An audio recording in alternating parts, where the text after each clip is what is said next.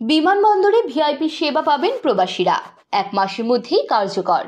আগামী 2 সপ্তাহ থেকে এক মাসের মধ্যে বিমানবন্দরে মধ্যপ্রাচ্যগামী কর্মীদের জন্য ভিআইপি সেবা চালু হবে বলে জানিয়েছেন প্রবাসী কল্যাণ ও বৈদেশিক কর্মসংস্থান মন্ত্রণালয়ের উপদেষ্টা আসিফ নজরুল। মঙ্গলবার 24 সেপ্টেম্বর প্রবাসী কল্যাণ মন্ত্রণালয়ে এক সংবাদ সম্মেলনে একথা জানান প্রবাসী কল্যাণ উপদেষ্টা আসিফ নজরুল। বলেন, একজন ভিআইপি যখন বিমানবন্দরে যায় তখন তাদের সঙ্গে লাগেজ এবং চেকিংয়ের জন্য একজন থাকে।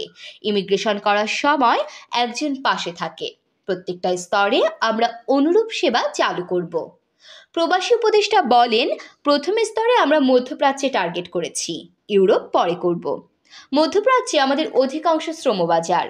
মধ্যপ্রাচ্য থেকে প্রবাসী কর্মীরা যখন ফেরত আসবেন, একজন ভিআইপি যেরকম সেবা পান তারা সেটা পাবেন। আমরা লাউঞ্জ ব্যবহার সুবিধা দেওয়ার চিন্তা করছি, তবে সেটা অনেক পরের কাজ। তিনি বলেন, আগামী 2 সপ্তাহ থেকে 1 সপ্তাহের মধ্যে যেটা করব, লাউঞ্জ ব্যবহার ছাড়া বা আলাদা একটা ইমিগ্রেশন কাউন্টারের ব্যবস্থা করা হবে। তবে তার জন্য কর্তৃপক্ষের সঙ্গে কথা বলতে হবে।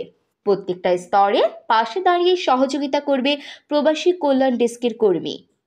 দরকার হলে আমরা আউটসোর্সিংয়ের মাধ্যমে প্রশিক্ষিত কর্মী নিয়োগ করব। সেটা আমরা 2 সপ্তাহ থেকে 1 মাসের মধ্যে বাস্তবায়ন করব।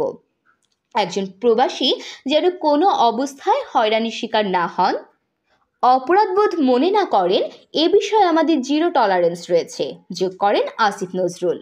প্রসঙ্গত, প্রবাসী কল্যাণ মন্ত্রণালয়ের দায়িত্ব গ্রহণের পর আজ মঙ্গলবার প্রথম আনুষ্ঠানিকভাবে কথা বলেছেন উপদেষ্টা আসিফ নজরুল। তিনি আইন, বিচার ও সংসদ বিষয়ক এবং সংস্কৃতি মন্ত্রণালয়ের উপদেষ্টার দায়িত্ব পালন করছেন। এমন তথ্যবহুল সংবাদ পেতে চ্যানেলটি সাবস্ক্রাইব করুন। আর ভিডিওটি কেমন লেগেছে মন্তব্য করতে ভুলবেন না।